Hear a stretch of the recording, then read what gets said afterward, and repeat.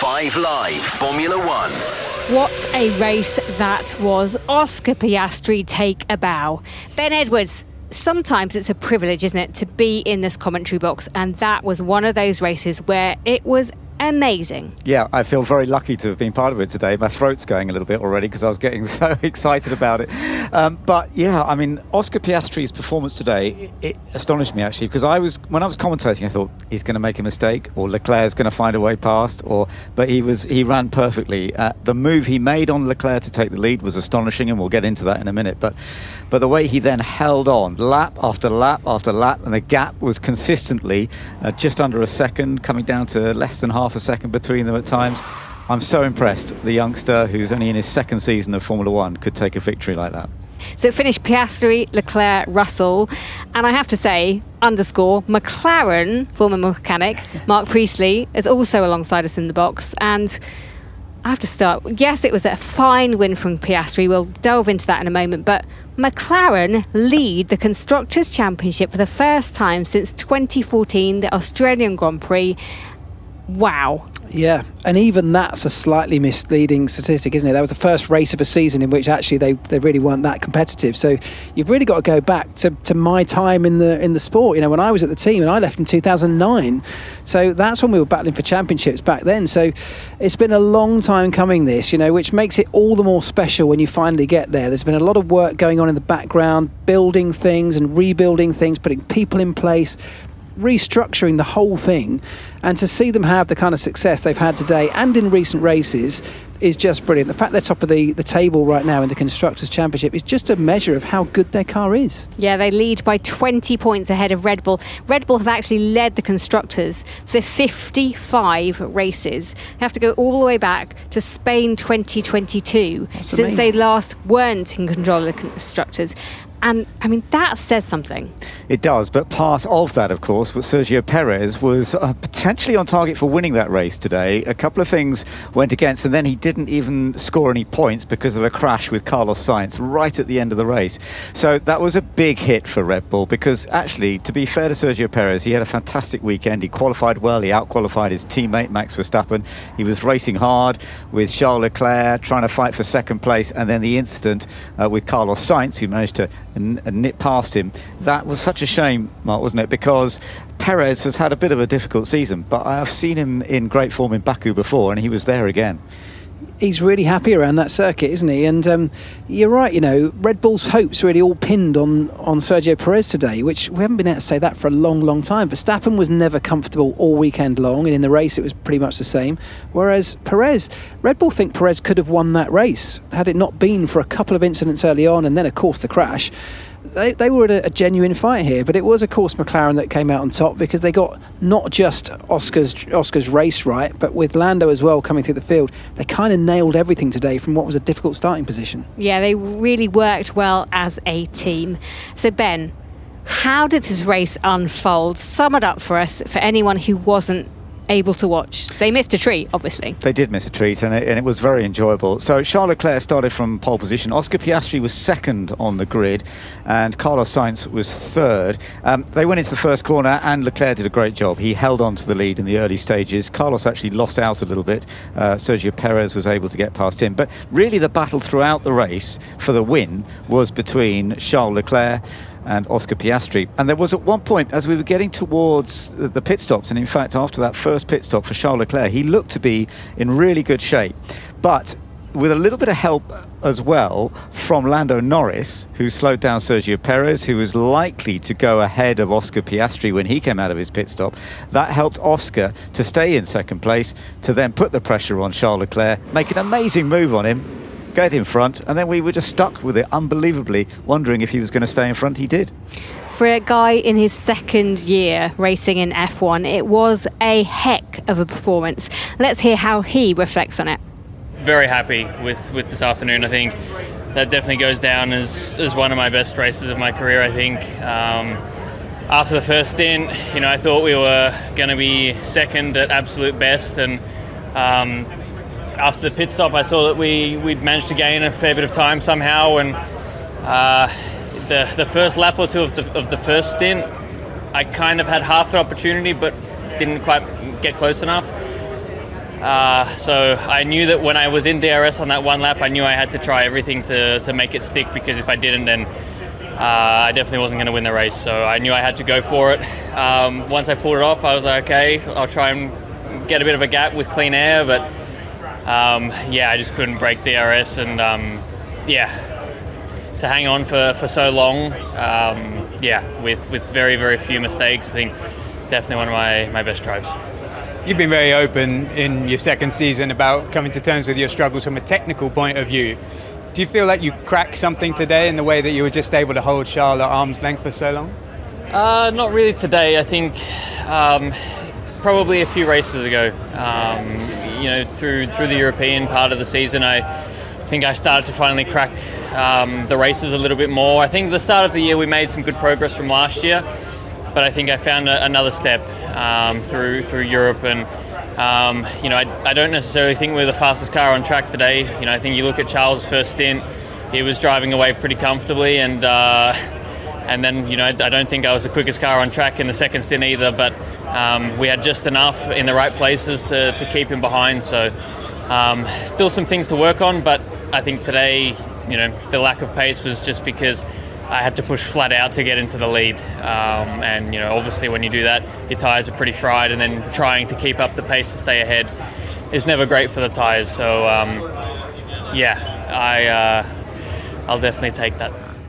Not bad for a number 2 driver. After the week he's had with so much attention on Lando Norris, his championship challenge, Piastri having to take a back seat maybe and cede to his teammate, Ben, I mean, he has thrown down his marker in F1.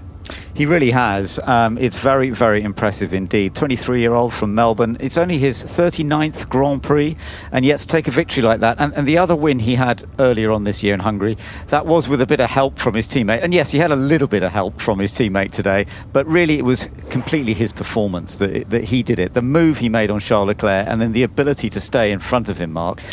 It is, for me, it is completely... I've always rated Piastri highly, but he's definitely gone up higher in my own rating now. Yeah, agreed. It was a real mature drive because he handled so much pressure for so long. And you're right, Jenny, there was so much talk of him taking a back seat to Lando Norris, and it was the other way round today, wasn't it? It was the best answer he could have given. It was Lando who ended up helping Oscar by, in the middle of the stint, just holding up Sergio Perez, and that was kind of key because it allowed Oscar to get out in front of the Red Bull. That was key to him staying there. The other real key moment was Oscar managing, once they'd switched onto the hard tyres for the second phase of the race, it was around lap 20, making a big, decisive, bold move under braking into turn 1 to get past that lead Ferrari, because what that did was obviously give him track position and the lead of the Grand Prix, but crucially it allowed him to spend the remainder of that race in the front, and that means he's not in the dirty air of the cars behind. That allows him to look after his tyres, as opposed to Leclerc, who ended up second and in that dirty air. And what we saw in the later phases was his tyres just dropped off a cliff, rear end sliding all over the place. That allowed Oscar to break the DRS gap, and that was how the race was effectively won. So a brilliant drive from Oscar, with help from his team as well. I think he's a very natural racer. The way that he goes about things, the sort of overtakes that he can make. I mean, that pass, as you say, he made on Charles Leclerc, it caught us all out a little bit. It caught Charles Leclerc out. We weren't expecting it because he was so far back. And most drivers who go for a lunge like that into a corner go off. But he was very close to the barrier, but it was perfectly done. Kept it under control. Yeah, and then the way he held that. So many drivers that we've watched over the years, when they've been leading a race under pressure from a very, very competitive rival behind them, will often make a mistake. But we saw them both make tiny errors, but he didn't make any big mistakes at all. No, I mean, the fact they were pushing each other at quite a high pace. Oscar was desperate to break the 1 second DRS gap. Charles Leclerc behind was desperate to stay in that range, and so they were having to go at quite a pace where really, if you'd prepared it and planned it, you'd probably ease off a lot more to look after tyres. It meant that at the end of the race they'd both lost quite a bit, but as I said, because Charles was in the dirty air, he just lost so much more tyre performance, and that cost him dearly. I mean, Piastri commented as he came across the line and we heard his radio, he said, "The most stressful afternoon of my life." And Ben, you're a racer. Just take us into that cockpit. Tell us what he must have been feeling. I was thinking of that actually when we were commentating on it, because I was thinking, how is he coping with this? Because when you've got someone like Charles Leclerc, who is always quick here in Baku and took pole position, was fastest in qualifying, and he's behind you every moment, and you're always thinking, I can get away. No, I can't. Because he just could not make the break until very, very late in the race. He just was under DRS pressure from Leclerc for so long, but he dealt with it. Well, and to just explain why that's even more impressive, this circuit, it's a street track, right? So it's like Monaco, but much, much faster. So the only way to go around there is millimetres away from a wall. So doing that every lap for 51 laps, and for half of that at least, with the pressure of someone chasing you down, the tiniest mistake, it's not like you've got a bit of runoff area to run down if you do make a mistake. If you make a mistake, you're in a wall and your race is over. We saw a couple of replays where he was literally just brushing the wall, but he never actually hit it. Yeah, it was quite stunning, but you have to feel for Charles Leclerc. For the 4th time in a row, he starts on pole, and somehow he doesn't win the race. I know, it is remarkable. Ferrari still haven't won this race, but he's been dominant in qualifying, as you say, 4 in a row here. But he still hasn't taken a victory. And I do feel for him, and you could see in him afterwards, there was a big disappointment, because he was so surprised to be passed by Piastri on that move, and then he tried so hard. He kept him under pressure for so long, but he just couldn't make it. I mean, 2 drivers today that absolutely gave it their all, and that's what we turn up for as fans. It's what brings us into the sport. Let's hear from Charles Leclerc. Well, sure, I can see the disappointment on your face. When did you realise that it wasn't going to happen and Oscar had it? Probably when I went on the hard tyres, the car didn't feel as good. We were sliding a lot and I had no rear grip, so I really struggled to keep those rear tyres. I knew it was a long stint, but I didn't know what I could do more to make it better. So but that's the best we could have done. They were stronger today, and Oscar have done an incredible job. In turn 1, I saw him on my inside, and I was not too stressed. I didn't want to defend like crazy because I still had cold tyres, so I didn't let him pass, but probably made his life a little bit too easy, thinking that it would be possible then with DRS to overtake him again. But they were actually very fast in the straights, and I've never really had the opportunity again to overtake, so that was a bad decision from my side. I hate to bring it up, but crash in FP1, how much do you think that's linked to today? Because obviously it cost you a bit of running where you would have got a bit of knowledge about running with higher fuels perhaps. Well, I mean, we did the pole position, we were very fast in the race, so it's always been a strong track for me. I don't think it affected. So you can hear the disappointment, can't you, already in Leclerc? Another one slips away.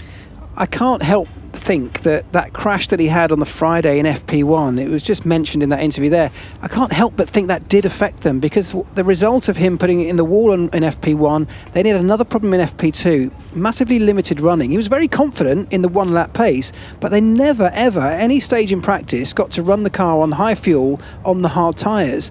The first time that happened was today in the race, and you know, having been there in the engineering meetings where these things are decided, you do make decisions based on your practice data and what you've learned about how the car's going to behave on Sunday when it's full of fuel on a particular tyre. So they went in a little bit of an unknown, and it may well be that some of that contributed to how they weren't quite able to manage the tyre behaviour as well as, say, a McLaren who had a lot more knowledge. I'm impressed how honest he is always when he speaks as well, and the fact that, you know, he talks about how when Piastri came past, he sort of was aware of it last moment and thought, oh, I better not fight this, I'll get him back after this, but I didn't, and he now kind of regrets that he left the gap open. But to be fair, he's very straight, very honest, and actually if he had tried to close it at the last moment, it might just have made contact between the two of them. I think he did the right thing in that, oh, Piastri's there, I'll give him space, I'll try and get back. But then it proved more difficult than he expected with the straight line speed of that McLaren. And as we said, the McLaren is working well at just about every track at the moment. Yeah, it's interesting if we look at the points at the moment. Verstappen, 313 points. Norris, 254. That's 59 behind. We will talk about and hear from Norris in a moment. Leclerc on 235 points. That's 78 points behind Verstappen. And Piastri, 222, that's 91 points behind. Would you say all 4 of those could have a chance? It's not impossible, but it's still tough because Red Bull, Max Verstappen's doing just enough to stay in front, but we've still got a way to go. So it is possible, but in a way, what is almost possible as well, Norris has got to watch out for Charles Leclerc because, as you say, the gap to Max is fairly big, but it's less than 20 points now between Leclerc and Norris. And he was talking about that afterwards a little bit, that they are very aware that Ferrari, as a constructor as well, even though McLaren are now leading it, they could come under threat from Ferrari in the Constructors' Championship. It's so true, and that's partly why that race-ending crash that affected Carlos Sainz was so disappointing for them in their championship battle. That's a real big blow because they were on for scoring some big points with both drivers today, which would have really changed things at the top. Do you know what? I had my calculator out through the entire race, just trying to total up and tot up all the different combinations of drivers and points and constructors and points. And at one time it was like Red Bull still in the lead, then it was McLaren and it flip-flopped, and the just fastest when you thought lap. You had it nailed. Two of them stuck it in the wall with a lap to go. Yeah. But I mean, it was a dramatic race, but not for everyone. I kind of looked at George Russell, and it was quite a lonely race. He wasn't the only one that didn't have much going on around him, but to end up on the podium must have been a surprise to him. Yes, I suppose it was. I mean, he has had situations like this before, but he was expecting to finish in 5th place until those two took each other out, Sainz and Perez. But he looked pretty happy about it. There was useful points for him, of course, and for Mercedes. They didn't quite have the pace. I thought race pace might be stronger today than it was from both of them. But at least he got the podium finish. And in 4th place, it was man of the moment, Lando Norris.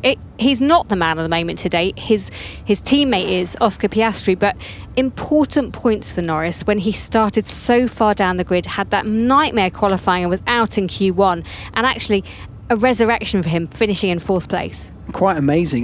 No one, I don't think, even at the team, could have predicted that would have been the end result, starting P15. It was a really unlucky moment in qualifying, wasn't it, that cost him to be knocked out in Q1. It wasn't reflective of the pace of the car, and that's more like what we saw today. We saw that McLaren have a very strong car on all of the tyres. It worked very well on both the medium and the hard, and he managed to make his way through the field. We saw so many people get stuck behind other drivers today. It was actually quite a difficult race in which to overtake, but Lando Norris, he did put the medium tyre on an offset strategy to everyone else, or most people around him, but the medium tyre on late, was really able to make it work, got the fastest lap, and was able to carve his way through the field, which brought him into a really strong position, P4. Well, let's hear from Lando Norris now, finishing P4. Well, Lando, you told me yesterday you weren't expecting much from the race, and yet P4. Are we happy with that? I'm happy. I mean, I could be happier if there wasn't a yellow flag yesterday, but I'm very happy with today. I'm very happy with the result, not just for myself, but for Oscar. Another win for him is amazing, so I'm very happy for him, and therefore the whole team, because a win is always an amazing thing. A win in the 4th is even better from where he started, and it was not what we were expecting today. So a good points haul, outscored Red Bull again, which was exactly what we were hoping to do, and actually the top point scorer as the team, which was not something I think many people would have bet on before the race. So a very strong race. The car was amazing today, and that gives us a lot of confidence going into the next few races. I know talking about title fights isn't your favourite thing, but close points on Max and the drivers, and McLaren lead the constructors for the first time since Australia 2014. I suppose, what credit would you like to give to the team for taking the constructors? And also all of it. I'll take a small part of it, and I'm sure Oscar will as well. But I think I definitely think we play a good part, because I don't think there's many other teams out there where two drivers are consistently scoring like Oscar and myself have done. Probably help each other out like we have done. So, I think it's all credits to the team that they're giving us a car that can go out and win. And if you think back at the first race of the year, we were behind Mercedes, and I know that they complained a lot and they've improved, but we were racing Mercedes at the first race, and in fact probably a little bit slower, and now we're still a long way ahead of them. So they've done a good job, we've done an amazing job, and to catch Red Bull, to be outscoring them, to be outpacing them, and to be the top team in Formula 1 is something we should all be very proud of. Congratulations.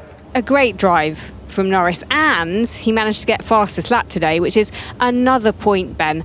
And I think as he goes through this season, he has to pick up those points, and this was another good drive. It was. I mean, he was unlucky in qualifying, as we said, but actually the drive he did in this race today was superb.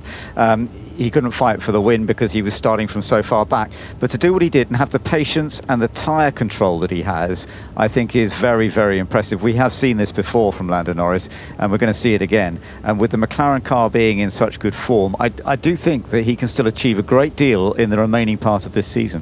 Yeah, agreed. And I think the other thing that was highlighted today was we've spoken a lot in recent races over the last 6 or 7 rounds about McLaren just maybe getting things wrong here and there when it comes to strategy, because they're sort of learning how to get their way back to the front properly. Well, today they didn't get anything wrong. It was actually a strategic race in many ways, and all the decisions they made, I think, were kind of spot on.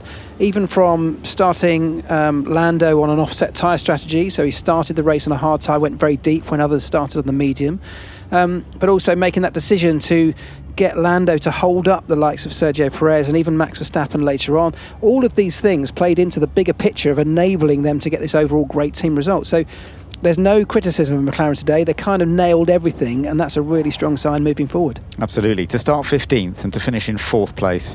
He did a good one in Mexico last year. He started 17th, finished 5th, but I am very impressed with what he's done. And that, although it wasn't a perfect weekend for him, it will still build the confidence, I think, in him a little bit going forward. Yeah, I agree. Psychologically, I think it was a big hit qualifying, and having to start so far back when he knows that he has to try and slim that margin of lead that Max Verstappen has. And I think psychologically, that move that he made on Max Verstappen to get 4th place, I think that'll lift him, won't it? It will enable him. And he actually overtook some cars on the first lap this time, and he hasn't done that for a while. True, yeah. So that worked. So he just needs to get into that a little bit more, especially if he's up front. And what about Max Verstappen? Struggled, didn't he? Struggled all weekend. I mean, it's not something we've ever been familiar with saying, that Max Verstappen has been struggling. Yes, we've heard it here and there in recent times, very recent times, that they've not been comfortable with the car, but normally it's time to pull something out the bag on a Sunday. It tends to work for him somehow, but this weekend he struggled all the way through. They made some changes going into qualifying, and that was a sign of desperation in itself. And even Max admits that those changes kind of must have gone the wrong way, because it was even worse after that, after making the changes. So that carries forward in today. You make changes on Saturday, you're in parc ferme, you can't then change the car. So in today's race we heard him moaning all the way through about the rear end being too stiff and bumping, and the rear wheels effectively jumping off the ground, him losing traction. That just escalates into extreme tyre wear, and he went backwards. And what was really interesting was his teammate Sergio Perez was almost the opposite, really comfortable, the most happy we've seen him in a long, long time. And as I touched on earlier on, Red Bull even thinks Sergio could have been in with a shout of chasing the race win here. Yeah, I mean, it's interesting, isn't it? Because last year Sergio Perez beat Max Verstappen. That was his last win in Baku. But of course, Baku was earlier in the season last year. It's the first time we've actually seen the Baku race a bit later, going into autumn. Normally it's in the earlier part of the year. And as you said earlier, Mark, Max learnt a lot from chasing Perez in that race last year. But he just didn't seem to be in the same form this time. No, and it's a worry for Red Bull as a whole, because when their star driver just cannot even engineer their way out of a problem throughout an entire weekend, that's a big issue. We've got Singapore coming up next. That's a place where Red Bull have traditionally struggled anyway. And the big upgrade, the big solution, what they say in inverted commas could be a solution to this, is not coming until Austin. That's the big development that's coming their way, which they hope is going to solve at least some of these problems. We're definitely not going to see it next time out. So a real opportunity for McLaren and Ferrari to take another giant step over the current champions. Well, let's hear from our championship leader, Max Verstappen. Well, Max, on team radio it sounded like you were dealing with brake issues, grip issues, ride issues. Just didn't seem like a very happy place to be, your cockpit this afternoon. Yeah, I mean, basically what I experienced also in qualifying was the problem for me in the race, where the car was jumping around a lot in all the low-speed corners. So my wheels were literally coming off the ground. And then, of course, you lose contact patch with the tarmac, which you don't want. And that then causes me to slide a lot more, overheat the tires more, and there was no way to drive around it. So the pace was just a bit all over the place, because on the medium initially I could stay there, but then because of that jumping and sliding, the tires of course overheat. I had to box, and then it was just a bit unfortunate. I got stuck behind Alex and Lando. But then, was in that fight. George passed me. Then we actually had good pace, the two of us. We were catching the leaders. But then as soon as I got close to George again, within that window where you have the dirty air, because of the jumping that I'm dealing with, I'm sliding, of course, naturally already quite a bit. And then when I get close to him, I'm sliding even more, and that just tipped over the edge again, where then it becomes quite uncontrollable. And then, towards the end of the race, which was very difficult again. Big crash for your teammate Sergio Perez. Prior to that, he had seemed like the more comfortable of the two drivers. Are you slightly worried that the changes that have been enacted on the car since Monza might have moved the car more towards Checo's comfort level? No. I think the changes that we did to the car, they were positive. But then you still need to, of course, also put a setup on the car. And I think we were heading in the right direction, but then the change that we made before qualifying then tipped it over the edge, and we paid the price for that in the race, unfortunately. Thank you.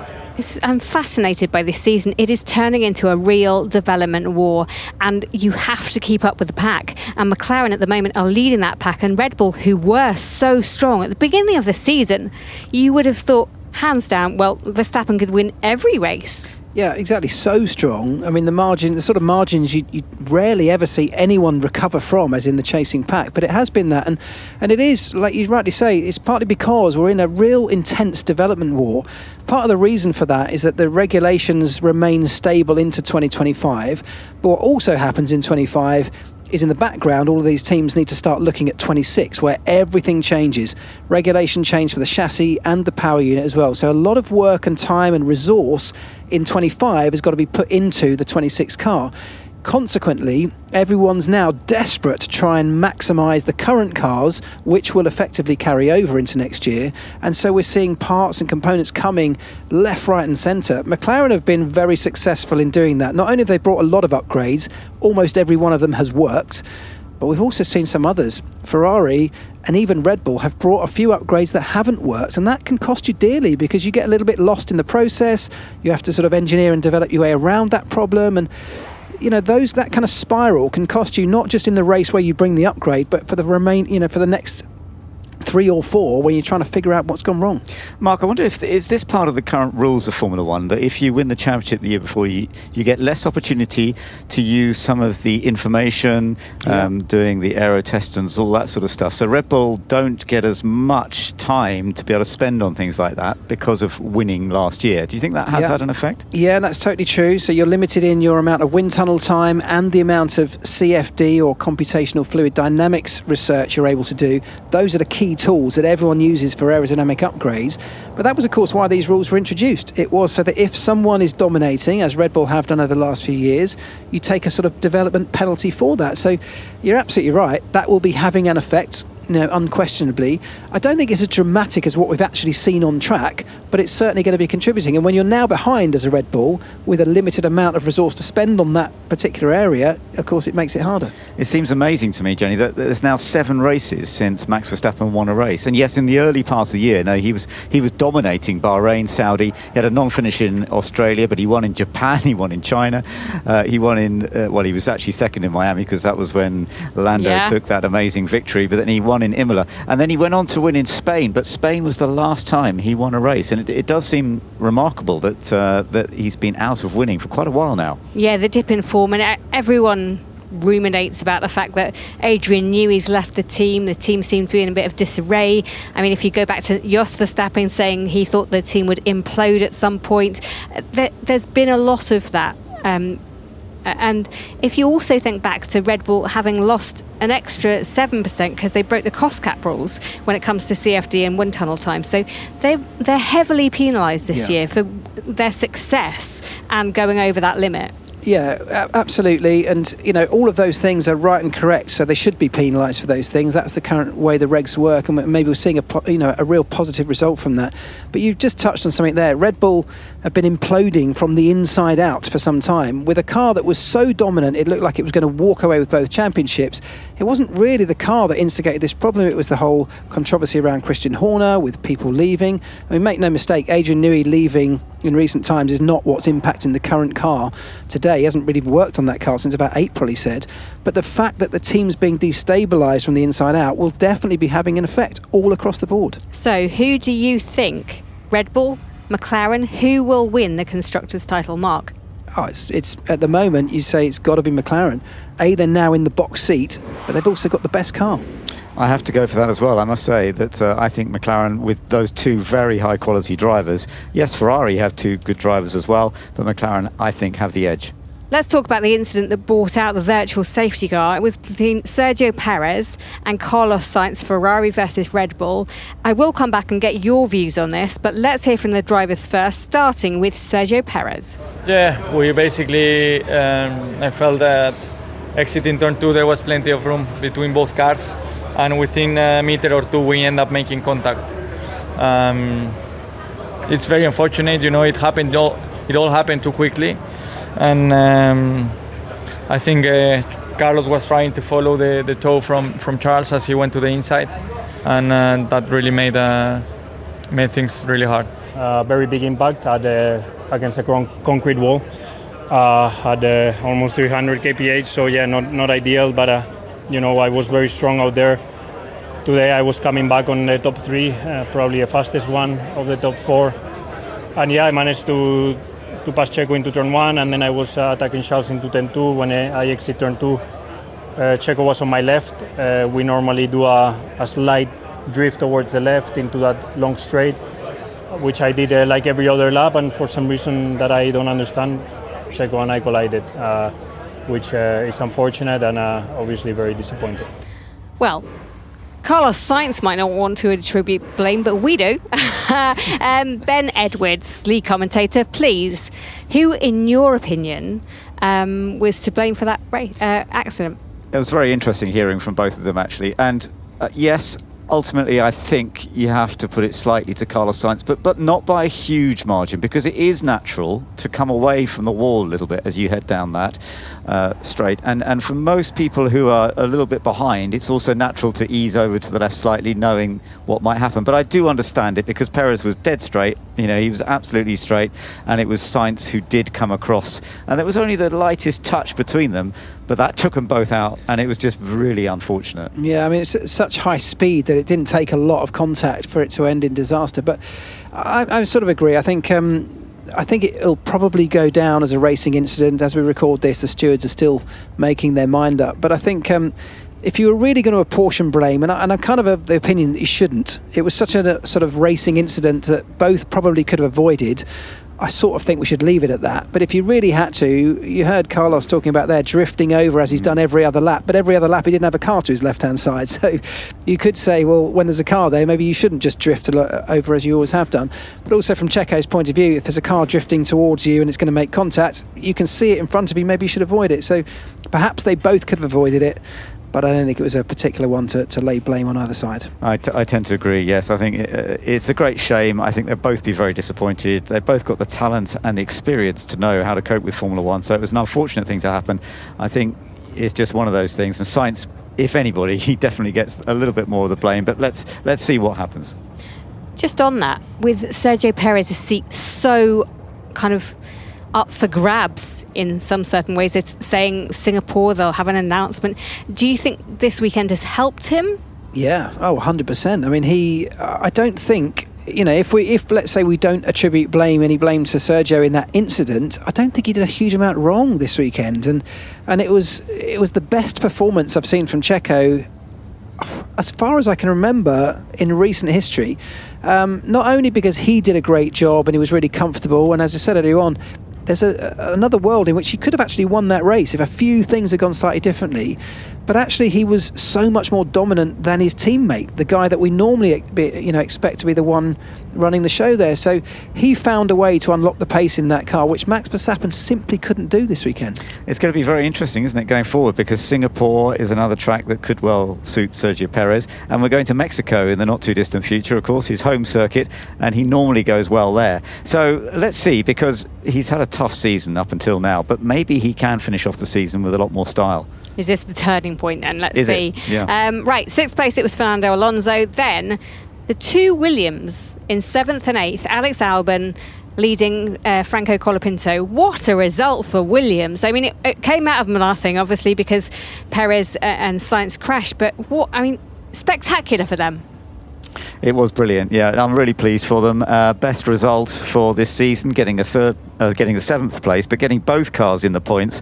That is the first time in a while that they've managed to do that. And Franco Colapinto, only his second ever start, scoring points, and apparently now he's scored more points than Logan Sargent managed to do during the whole of last year and most of this year up to this stage. And you know what? That was exactly why he's been brought in, isn't it? The reason they ended up getting rid of Logan Sargent was because A, he wasn't scoring points on the days where the car had the opportunity to, and B, he kept destroying it by throwing it into a wall. Colapinto did have an accident earlier in the weekend, but he's learnt from it, and in a race situation where it's really tricky around a circuit like this where you're running so close to a wall, he actually did an amazing job. He did both the things that Logan Sargent hadn't been able to do, so it kind of justifies the decision to bring him in, doesn't it? And it moves them up in the Constructors' Championship. They've overtaken Alpine. They're now in 8th place, and that's massive. It's between $6 and $9 million, and for a team like Williams, that is big bucks, isn't it? It's huge, particularly because Williams, they're a back marker team, they're a back of the midfield team at the moment, but they're building towards something way bigger. We know that because they've managed to convince Carlos Sainz to sign for them in the longer term. They're building a project which they hope in 26, when all the regulations change, they're going to be in a much better position. So Carlos Sainz has seen something that's happening in the background. I know myself, we've all spoken to people at the team. There's a lot of change happening, a lot of people coming in. James Vowles has come in and reorganised everything. So this is a project that's kind of eking towards, they hope, will eke the team back towards the top. So money that comes in, the big money that comes in from prizes like this will count. I think the other thing that also was rather fun about this race was with Colapinto finishing in 8th place and scoring points, and Oliver Behrman finishing in 10th place for the Haas team and scoring points, only his second time that he's been out, and apparently that's a new thing, that a driver has been with two different constructors in their first two Grand Prix and taken points on each occasion. It's quite funny that Lewis Hamilton was between these two youngsters. There was Lewis battling away with some of the youngsters who are trying to make their names in Formula One, and there's one of the greats right in the middle. That's true, isn't it? I bet it's the sort of thing they could have only dreamt of, these two young guys, a couple of years ago. So yeah, great drive from both of those. I think both put a really good showing in today. Yeah, great day, I think you have to say, for both Colapinto and Behrman. And Behrman, another Brit, going to be at Haas next year. It's something to get excited about, isn't it? Scoring points on his first outing for Haas. But I think we can all agree the day belongs to McLaren as a team. Ahead now in the Constructors' Championship. Let's hear from their boss, Andrea Stella, speaking to Ariana Bravo. Andrea, congratulations on two counts. First of all, on that victory, and second of all, on now leading the Constructors' Championship. Let's start with Oscar's drive. Yeah. Magnificent overtake, and then an absolute masterclass of defending. We heard him say the most stressful afternoon of his life. Yeah. Stressful for you too, I imagine. Well, first of all, in terms of his driving, I think you used the right definition. Magnificent, absolutely brilliant. You would expect this kind of driving from a driver that has years and years of experience, years and years of competing so close and competing for a victory. Looking at your mirrors as you judge the braking point, absolutely brilliant. No surprise for us, because we work with Oscar, we know what he is capable of, we see the potential, and I think this potential is just flourishing. So I think the future is bright for him, and we are delighted that this is happening at McLaren. In terms of the championship, it's hard to believe, to be honest, that we are in this position. I would have never said that would be the case.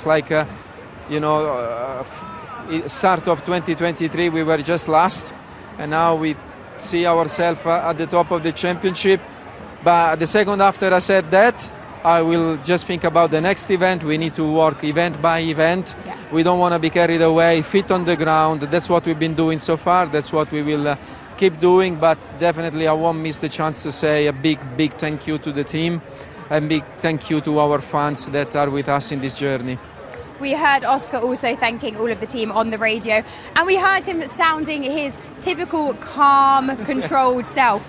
Can we just talk about his ability to absorb pressure? Because that was something incredible, what we just saw there, for lap after lap after lap. And he just takes it on his chin.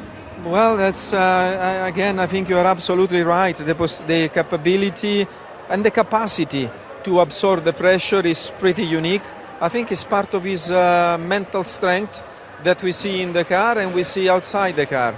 It's, I think it's a bit of a gift that he received from nature, but there is no gift, there is no talent that leads you to this kind of success without the hard work behind it, without taking care of his growth as a person, not only as a driver.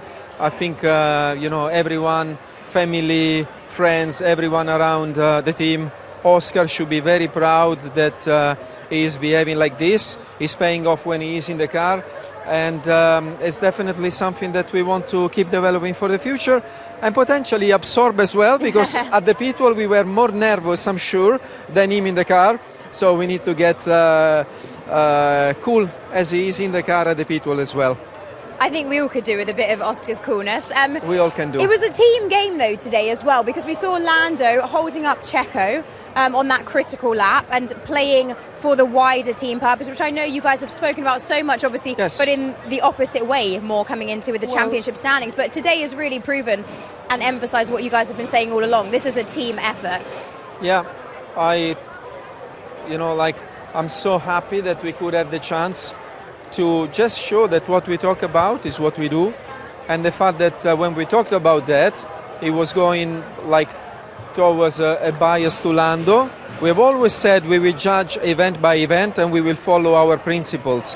Our principles were it's a teamwork, a team interest first, and we are fair to both drivers. Today, Oscar was in condition to need some help, and Oscar received the help from Lando, one team. And looking ahead, we don't have long before we get to the streets of Singapore. Has this given you a nice boost ahead of that? How are you feeling about that circuit and the team's performance? Well, we thought the street circuits here in Singapore would have been the most difficult. Here, in fairness, it's a bit of a surprise that we ended up so competitive. I hope this is good news in terms of how competitive we can be in Singapore. I think after that we may have circuits at which we should be slightly better from a performance point of view. So I think we remain encouraged for the remainder of the season, but we see that once again at this event we had 4 teams in the space of a few, I would say even milliseconds, which is just great news for Formula One, and we can have entertaining Formula One races. We're loving every second of it, Andrea. Thank you so much for joining us and enjoy celebrating with the team. Very well deserved. Thanks. Well, I think it's absolutely right that you can hear it in his voice, can't you? He is overjoyed, and he has brought about so much change in the team that was your former team and could win the world title this year. He's got so much respect from inside that organisation and outside because of exactly that. He's put in a structure and he's been building towards this, and that's taken a lot of pain on the way to getting here, as has everybody at McLaren. So it's so good to see them seeming so happy and reaping the rewards of all that hard work that's been put in place over years now. They're now getting to where they need to be. You can't win a championship without a little bit of luck, Ben. You have to have something going your way, and that crash that took Perez out today, that could have been the bit of luck that McLaren needed right now. Well, it has helped them, and it has. They've taken the constructors' lead by a little more margin than otherwise would have happened. But yeah, let's see what happens. We've still got plenty more races to come throughout the rest of this year, and lots to enjoy. We've still got so many more races as well, and the next one is in Singapore next week, so not long to wait. I need your driver of the day, please. Well, I think you sounded like you were so surprised I was going to ask you that. It's the end of the show. I think the official driver of the day, the Formula One official driver of the day was Oscar Piastri, because they announced it over the radio as he was on his in-lap. But actually, I think any of the 2 McLaren drivers could have justifiably taken it, and so you're going to ask me to pick one, aren't you? So I'm going to say Oscar. I think Oscar drove an unbelievably mature drive for such a young, inexperienced person. Handled a massive amount of pressure on a very difficult track. he is my guy. I like the way you self-edited yourself then as well. Ben? I have to agree with that because I felt that through the race, actually, because it was surprising me. I was thinking there would be a mistake at some point. I thought Charles Leclerc would find a way past him, and it kept going on, and ultimately he absolutely deserved that victory. So yeah, for me, driver of the day was Oscar Piastri. Yeah, me too, absolutely. He was brilliant. A real class act, and I can't wait to see him develop even more. This is only his second year in Formula One. Where he goes in the future, we can only dream of, and he will be doing the same. Well, it could pose a problem, couldn't it, for McLaren as we move forward? Two drivers of the calibre that they've got, when they've got a car that is dominating a championship from the beginning, which could happen in 2025. They've come into this halfway through where Oscar had a difficult start to the season. If they hit the ground running in 25, championship contenders and two drivers who are in the fight for the same title, that could be tough. And this is a man who had to cope with Fernando Alonso and Lewis Hamilton working together at McLaren, so he knows all about it. Yeah. Can it work? No. There's no way that two drivers going for a title in the same team with no other contenders around them can be friends at the end of that championship. I've looked at this from many an angle. I don't think it's possible, because the one thing standing in front of between you and the sort of dream of your childhood, the Formula One world title, is a guy wearing the same colours in the same car on the other side of the same garage. He becomes your enemy. So yeah, they've got a problem if that's the way it rolls out in the next 6 months or so. Ben, do you think a team can have two number one drivers? Is it not possible? It is possible, but it does cause problems if they're fighting, and it does depend a little bit on if they're fighting for a drivers' championship. I think this year it's not going to be such a big issue, because I think Norris has enough points over Piastri. But as Mark says, going into next year, if the McLaren are strong from the beginning, then it could become a different story. Exciting times in F1. Well, we are in Singapore next week. Can Red Bull turn around their fortunes on a track that they haven't got good history at, or a McLaren in a league of their own now? This has been an IMG production for BBC Radio 5 Live.